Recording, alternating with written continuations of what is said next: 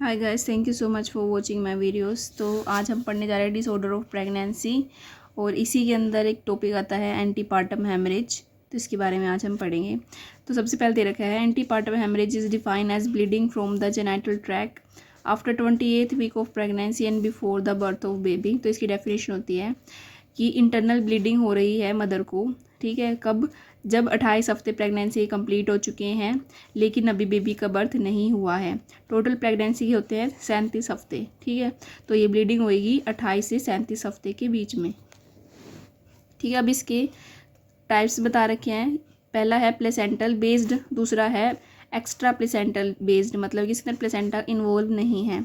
तो पहला है प्लेसेंटल बेस्ड, प्लेसेंटल ब्लीडिंग। इसमें पहला दे रखा है प्लेसेंटा प्रीविया, दूसरा दे रखा है ब्रफ्शियो प्लेसेंटा, ठीक है।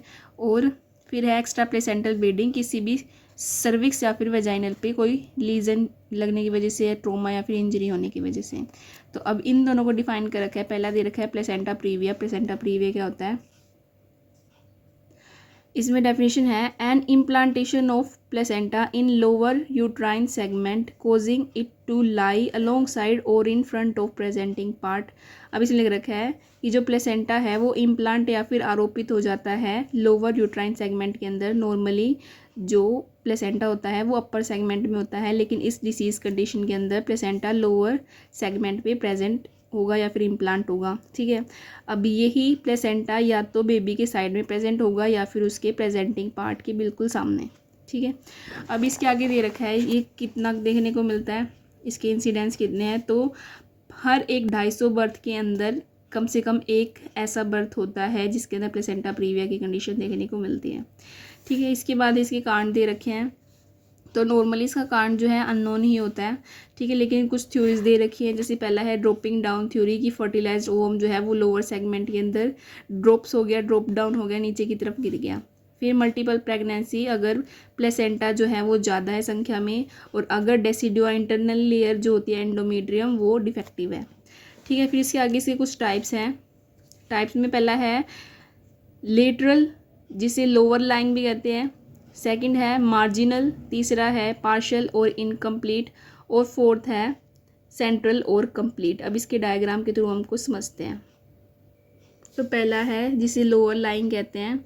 इसके अंदर ये है यूट्रस, बेबी, ये प्लेसेंटा है, ये अम्बिलिकल कॉर्ड है, ये इंटरनल ओएस है, ठीक है। तो बेबी जो है इसके साइड में प्लेसेंटा, मतलब कि यहाँ पे प्लेसेंटा होना चाहिए था लेकिन है लोअर सेगमेंट के अंदर, ठीक है।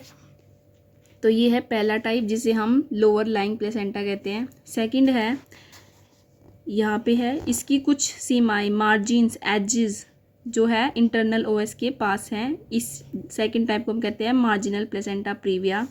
तीसरा है टाइप 3, इसके अंदर इसे हम पार्शियल या फिर इनकम्प्लीट प्लेसेंटा प्रीविया कहते हैं, जिसके अंदर जब भी इंटरनल ओएस होगी क्लोज तो इसका कुछ पोर्शन जो है इंटरनल ओएस को कवर कर लेगा, ठीक है, लेकिन जैसे ही डायलेटेड होएगी तो पीछे की तरफ मूव कर जाएगा।